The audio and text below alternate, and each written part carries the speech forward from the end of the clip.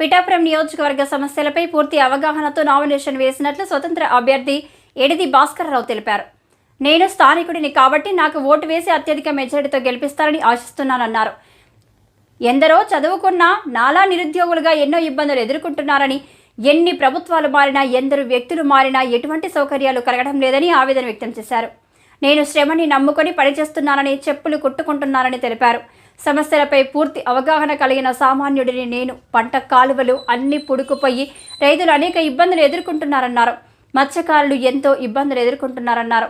ఉప్పడ సముద్రం కోతకు గురైన అభాగ్యులకు అండగా ఉంటాను. చేనేత కార్మికుల సమస్యలపై పోరాడి వారికి మగ్గాలు వసతులు కల్పిస్తాను. అన్ని వృత్తి కార్మికులకు అండగా ఉంటాను అని తెలియజేశారు. ఇండిపెండెంట్ అభ్యర్థిగా నామినేషన్ దాఖలు చేయడం జరిగింది. కావున పిఠాపురం ప్రజలందరూ కూడా నేను ఈ ఊళ్ళోనే పుట్టాను, ఇక్కడే పెరిగాను, ఇక్కడే బతుకుతున్నాను. దానివల్ల నేను ఈ ఊరు సమస్యలు తెలిసినోడిని, ఈ ఊరి సమస్యలు అనుభవించే నేను ఒక్కనే. దానివల్ల ఏదంటే మీరు స్థానికుడే నాకు ప్రాధాన్యం ఇమ్మని నేను కోరుతున్నాను. నేను ఎక్కడికి పోను, ఇక్కడే ఉంటాను, ఇక్కడే పుట్టాను, ఇక్కడే ఉంటున్నాను, ఎక్కడికి పోను. ఈ పిఠాపురం నియోజకవర్గంలోని ఎంతో మంది పోటీ చేస్తున్నారు, కానీ ఎక్కడ సమస్యలు ఎక్కడ ఉంటున్నాయి. ఇక్కడ చదువుకున్న వాళ్ళు ఉన్నారు, జ్ఞానులు ఉన్నారు. అలాంటప్పుడు ఈ సమస్యల మీద మాకు అవగాహన ఉంది, ప్రతి సమస్య మీద అవగాహన ఉంది. అలాంటప్పుడు మేమైతే వీళ్ళకంటే ఇంకా బెటర్గా ఉంటుంది. ఎందుకంటే ఇక్కడ ఏ సమస్యను సరే అనుభవించే పిఠాపురంలో ఉన్న సమస్యలు అనుభవించే నేను ఒక్కడే. అలాగేదంటే మాకులంటే ఒక సాధారణమైన వాళ్ళు వెళ్ళారంటే మీకు అందరికీ ఫ్రీగా ఉంటుంది. నేను ప్రతిదీ కూడా మీకు అందుబాటులో ఉన్న మనిషిని, మంచిలు తగినట్టు ఉంటుంది నాతో. మీకు పని సింపుల్గా ఉంటాను. గెలిచినా నేను మామూలుగా ఉన్నా సరే మీ మనిషినే. నేను శ్రమను నమ్ముకున్న వాళ్ళని, దేన్ని నమ్ముకోలేదు. మీరందరూ నా దృక్పథం కరెక్ట్, ఇలాంటి వాడు ఉండాలని మీకు అనిపిస్తే ఒకసారి పేదను చూడండి. వాళ్ళ పోటీ ఇప్పుడున్న క్యాండిడేట్లో చూసుకుంటే నేను ఏం వల్ల సరిపోను, అది నాకు తెలుసు. కానీ ఏదంటే నా దృక్పథం పిఠాపురం 2,36,000 మంది ఎంతో ఇంచుమించు ఓట్లు ఉంటారు.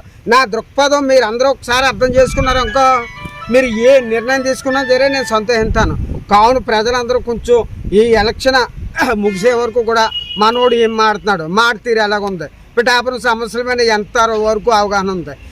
58 గ్రామాలకి న్యాయం చేయగలడా, 58 గ్రామాల్లోని అధ్యయనం చేశాడా, ఇది అన్నిటి మీద అవగాహన ఉంది. ఇలాంటి కూడా ఒకడు ఉండాలా అని మీకు అనిపిస్తే మీరు నా పక్షాన్ని నిలబడండి. నేనైతే డబ్బు పంచిపెట్టలేను, డబ్బు మందు పంచిపెట్టలేనండి, మాంసం పంచిపెట్టలేనండి, మనీ పంచిపెట్టలేనండి. నేను సామాజిక న్యాయం చేస్తాను.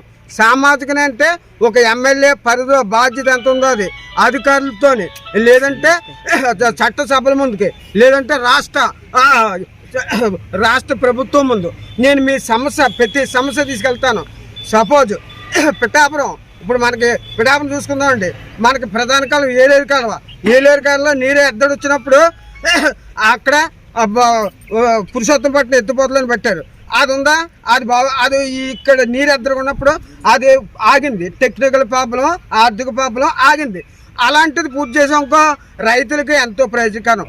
దాంతోపాటు ఏదంటే ఇక్కడ పిఠాపురం మొత్తం ఉప్పటి కొత్తపల్లి మండలం, పిఠాపురం మండలం, తరతంబని గొల్లపల్లి మండలం, ఈ కాలువలన్నీ అద్దానం, మట్టి పురుగుపోవడం, లేదంటే పూరికి పెరిగిపోవడం, దానివల్ల ఎగువ రైతులు దిగువ రైతులు కొట్టుకుంటున్నారు. ఎక్కడన్నా జరుగుతుంది ఇలాగ ఎక్కడన్నా.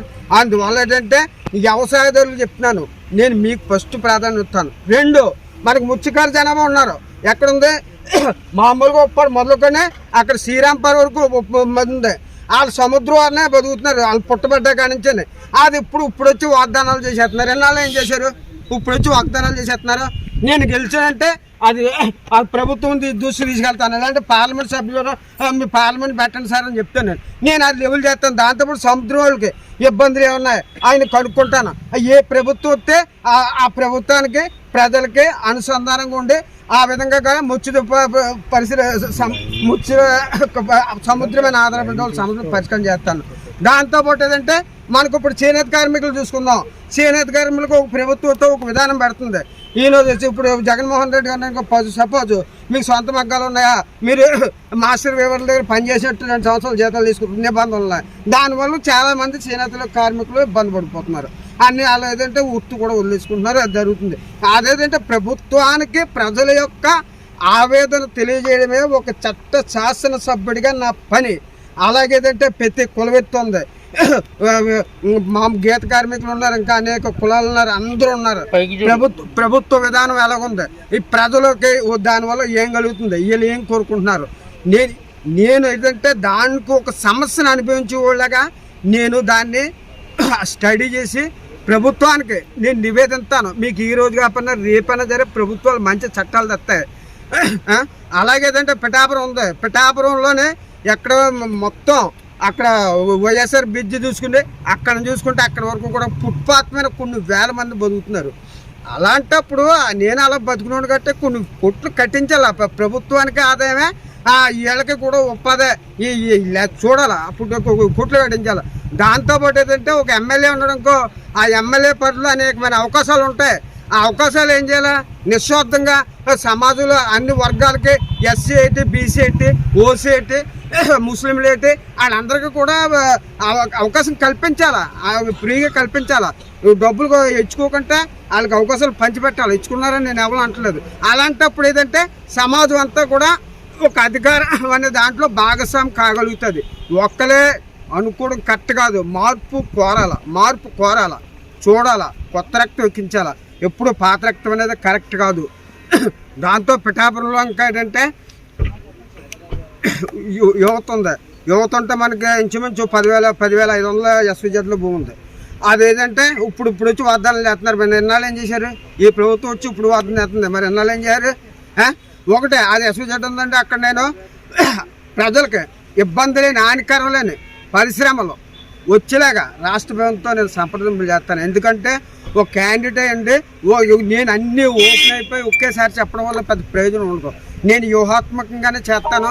నాకు అన్ని వర్గాల పట్ల సానుకూలత ఉంది. అది ఒకటొకటి చెప్తున్నాను. ఇది నా మనం ఏంటంటే